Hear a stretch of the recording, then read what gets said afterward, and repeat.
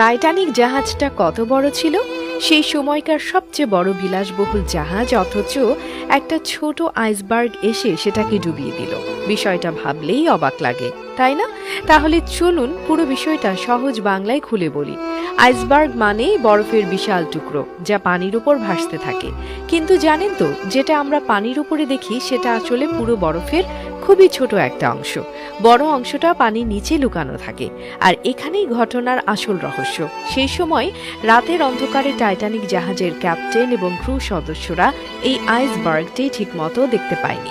তারা হয়তো ভেবেছিল এটা তো খুব ছোট, জাহাজের কিছুই হবে না। কিন্তু আসল সমস্যাটা ছিল পানির নিচের বরফের বিশাল অংশ।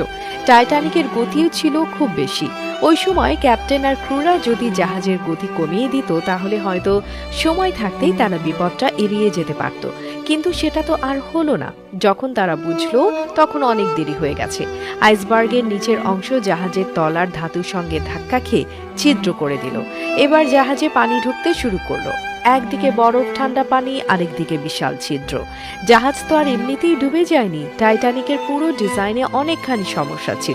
বিশেষ করে জাহাজের যে কম্পার্টমেন্টগুলো ছিল সেগুলো পানির চাপ সহ্য করতে পারেনি। একের পর এক কম্পার্টমেন্ট ভেঙে গেল আর পানি ভরে গেল পুরো জাহাজে।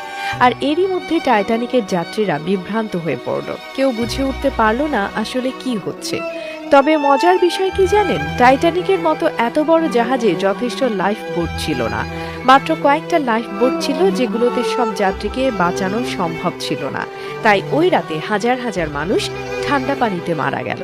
এমনকি যারা লাইফ বোটে উঠতে পেরেছিল, তারাও বরফ ঠান্ডা হওয়া আর পানিতে টিকতে পারেনি।